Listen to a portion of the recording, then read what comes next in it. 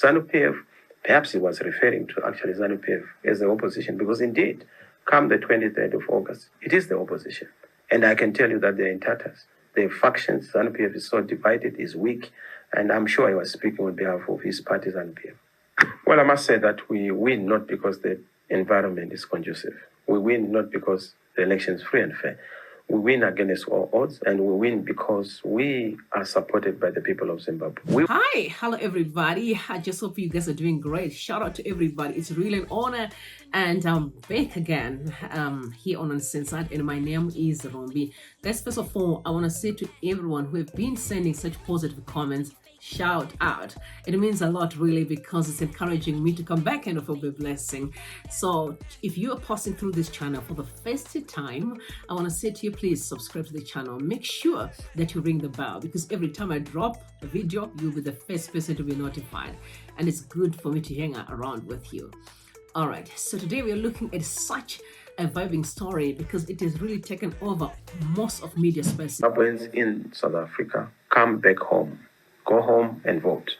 It's important. Change is an effort by all the citizens. Number two, we wanted to say those who can't come to Zimbabwe or go to Zimbabwe, let them encourage parents in the countryside, in the villages, to also go and vote for change. The third one was also to say, you support the polling station. We need polling agents at all the 12,000 plus polling stations, and that support comes from the citizens. It's a citizen effort, it's Citizens for Change, and we need to make sure that we win big, and it's a wide margin, it's a landslide, and change is in the air in Zimbabwe. Mr. Chamisa, we saw the reports that your party was found wanting in terms of registration of candidates. How can you aspire to lead Zimbabwe when we saw all those glaring mistakes in terms of registering your candidates? I'm sure you are listening to ZANU PF propaganda. We're not found wanting. If anything, we're found winning, because we won in a big way. We managed to field in all the constituencies, 210 constituencies. We have candidates representing the CCC, the citizens. We also have managed to field in almost all the wards, 1,970 wards we have in the country, save for a few where we had glitches, administrative glitches, not our own, especially by ZEC, and we're challenging that in court. So we've done very well. ZANU PF would have wanted to make it impossible for us to register all our candidates by making us pay for presidential candidates $20,000 and for MP candidates $1,000. In fact, we paid close to about $250,000 in cash. ZANU PF thought that we would not be able to mobilize those resources, but we thank the citizens of Zimbabwe. They forked out, the resources that were required, and we've managed to defeat and shame dictatorship and oppression. We are so happy, we're so excited that we have managed to cross the hurdle of having representation in all the constituencies. It's a feat that cannot be achieved by any political party. Even ZANU PF, with the support of the state, we're struggling. We did it, and we won. How did you do it? Because there are also reports that you get funded by foreign forces or foreign governments or companies. What's your response to that criticism? Well, Zimbabwean citizens are not foreign. They are the ones who are sponsoring, funding, and resourcing the struggle. It's a Zimbabwean effort, it's a citizen effort. And we're so happy, we are thankful to the Zimbabwean citizens. We have not received a dime from any government. In fact, we would not be comfortable receiving any money, because ours is an indigenous effort, and we are happy with the commitment of the citizens to the project. That's why we are so grateful to Zimbabweans. And of course, ZANU PF are so shocked, because they thought that we would be found wanting, but we're found winning, and we are happy with that. We congratulate Zimbabweans, we congratulate the citizens for continuing to support their project, and it's going to be a citizen victory. That's why now Mr. Mnangagwa and his team are in 6s and 7s. The only hope they have is to probably be a distant third with all the other political parties that are campaigning.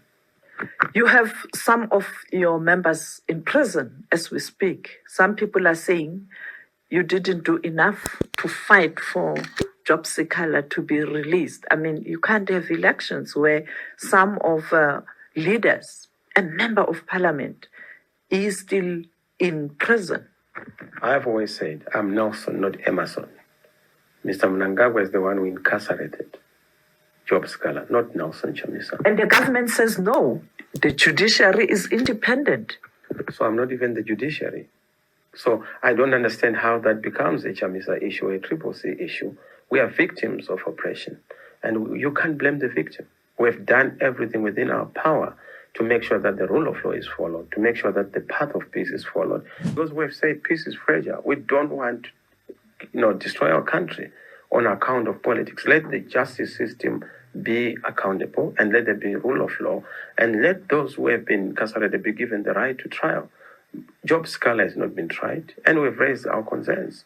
But we know that our prize is to make sure that there's change in Zimbabwe. So any diversion and provocation, we are not going to be tempted. And that is what the regime would have wanted us to do. But look, we've turned down the temptation to be reckless, the temptation to resort to anarchy and chaos, because we knew that that is what they wanted, and we're not set up unto that and falling for it.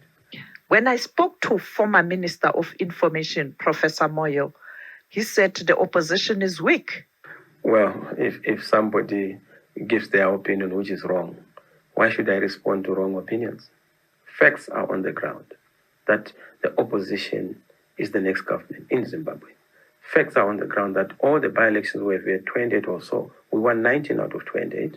The council election by-elections we had out of the 149, we won 89 out of the 149. So where you see Tatas, I think it's mistaking ZANU PF for the alternative. ZANU PF, perhaps he was referring to actually ZANU PF as the opposition, because indeed, come the 23rd of August, it is the opposition. And I can tell you that they're in tatters. The factions, ZANU PF is so divided, is weak, and I'm sure he was speaking on behalf of his party, ZANU PF. Well, I must say that we win not because the environment is conducive. We win not because the election is free and fair. We win against all odds, and we win because we are supported by the people of Zimbabwe. We won in 2018. Mr. Mnangagwa did what he did to try and subvert the will of the people. This time, we are not going to allow what they did in 2018 in 2023. We are going to win again, but we have to win with a wide margin, with a big margin. It's going to be a landslide.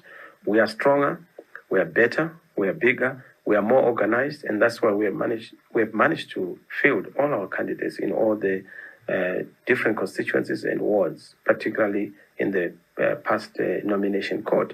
But more importantly, the conditions for free and fair elections are not there in Zimbabwe. SADC came and they saw that we have challenges around the voters' roll. As we speak, we have not had access to the voters' roll. The voters' roll that has been published keeps changing. People's names were missing in that voters' roll. It's a fight that we have taken. We also have people in the diaspora who have not been allowed to vote. In other countries, Zimbabweans or Africans who are in the diaspora have to be allowed to vote. In other countries, you'll find that the diaspora vote is not something that people have to demand. It's a right. You can't have a taxation without representation. You can't talk of citizens who are contributing through the diaspora in remittances, not being given the right to a voice, the right to a vote. So all those issues, violence, banning of our rallies, arresting of our political leaders are issues that are on the table. But you must understand that Zimbabwe is not a normal environment. It's a complex environment because there's dictatorship. And that is what we are fighting. And that is what we know, that we will win against all odds. And I can tell you that come the 23rd, there's victory. It's launching the ZANU PF manifesto and election campaign. It was clear that no one will govern Zimbabwe, only ZANU PF. What do you make of that statement? Well, don't you know that even losers are bold, even in the face of defeat? What would you want him to say? He knows the writing is on the wall. He has failed in all terms. The economy is tanking. You look at the inflation in the country. You look at the level of corruption. You look at the gold mafia. You look at the platinum mafia, the chrome mafia. He has his fingers in the pies of Zimbabwe. Everything that is going wrong is the author. So what would you expect from him? Of course, I can tell you that even Smith of the rotation regime would say not in 1,000 years. That's what they do when they are in the arrogance of the incumbents. They say things that are not in any way reflecting the reality on the ground. Zimbabwe is in a very difficult situation. We're in the doldrums. We're in red. When you look at 5 million Zimbabweans who are in the diaspora, we are a headache to our neighbors. We're a headache to Botswana, to South Africa, to Zambia, to Mozambique, to Malawi. We need to correct this situation. And this is why we are calling on SADC to help us help ourselves, by supporting free and fair elections, supporting peaceful elections, supporting a credible election, and not supporting, blind solidarity to say, yesterday a liberator is still a liberator. Now, most of the liberators have become crocodile liberators, literally and metaphorically. They liberate in order to devour. And that is where we are. We need to be able to come out of this and say solidarity is important as African solidarity with the people of Zimbabwe, not the solidarity as a club of leaders or a club of governments. We must have a club of citizens. Let's talk about the other candidate. I know that there are many candidates, but this one, because he is the former minister in the former President Robert Mugabe's cabinet. When there was that move to push out Mugabe, you were part of those who were pushing Mugabe out. And now he is contesting. What is your view? Well, I'm not so sure. Who is this minister you're referring to? A former minister, Kasakuwere. Okay. Well, look, our view is very simple. ZANU PF is fractured. ZANU PF is in pieces. I'm only contesting against the factions of ZANU. We will defeat them. It doesn't matter. Even if you combine 1 million zeros, they'll give you a zero. So, yes, we are fighting against 1 million zeros, and I can tell you that they're of no effect. They are defeated.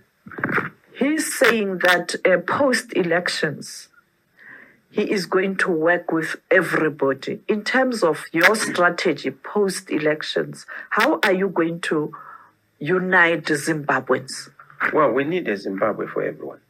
We need a great country for everyone. In fact, our thrust is to make sure that we unite Zimbabweans. Our thrust is to make sure that we reconcile Zimbabwe.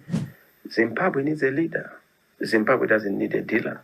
Zimbabwe needs a leader who is motivated by the desire to lead and save everyone. As we speak, Mr. Mnangagwa leads a faction. He leads a party, a faction of a party. And what we need is a leader who is chosen by everyone, to be for everyone, and to give hope to everyone. So yes, we'll make sure that beyond the election, we'll bring everyone together and begin to talk about Team Zimbabwe, a winning Zimbabwe. We need a synthesis, and that synthesis is a conversation, a dialogue by all Zimbabweans about where we should be going. Once we've won, we build a winning team, and a winning team is obviously going to take all Zimbabweans who are willing to build our great country. Will you be surprised if some of the people who are currently or who are known to be supporting you tend to support Kasakuwere? Well, look, I will not be surprised. In fact, that's what democracy is all about, isn't that? It's election. It's an election. People choose whom they want. But, we are going into an election where we have a track record. People know the track record of Nelson Chamisa. People know the track record because I've been in the inclusive government. We delivered, and we have done it before. Mr. Mnangagwa has been in government, and he has a track record. He has failed to deliver. And so are all the other factions of ZANU PF. They have failed, and they cannot come to give Zimbabweans the hope, the change. If they do so in promises, it's just but empty promises. But reality is on the ground, and people know that who is the best candidate, who is good for Zimbabwe, who is best for Zimbabwe. Well, the patriotic bill is a desperate attempt by those in government to justify their mistakes, their omissions and commissions. You don't legislate patriotism. Patriotism is something that comes from a sense of pride, a sense of dignity, a sense of belonging, and a sense of people being proud of their nation.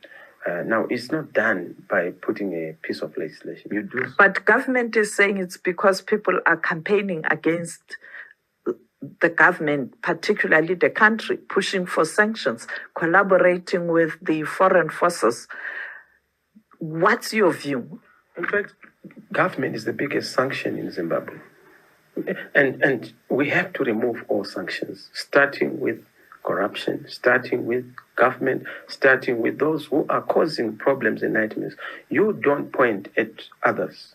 When you point a finger at another, you must know that four of the fingers are pointing at yourself. So government must be aware that they are the ones who have authored the mischief in Zimbabwe, the bad governance in Zimbabwe. As others would say, is governance stupid? Is leadership stupid? We must fix the leadership of our country. That is what must be sorted out.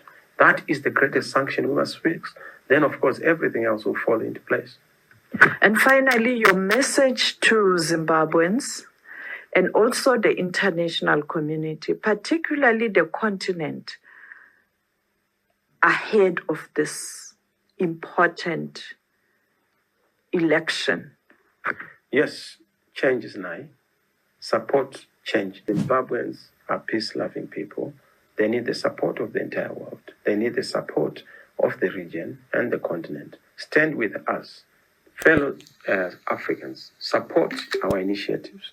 Support our peace effort. Support our call for change and our cause for change. And you'll never be disappointed. We don't want Zimbabwe to continue to be a headache for the region and the continent. We want Zimbabwe to be a refuge and a safe place for Africa to also come and to make Zimbabwe a giant in economy, restore Zimbabwe as a great nation. That greatness of resources, that greatness of leadership, that greatness of citizens who have prosperity, who have opportunities, who have dignity, who have hope is what we want to restore and help us to help ourselves. That is the message to the international community. Don't give up on us. We are resilient, we are determined, and of course, we are willing to receive any support you can give us.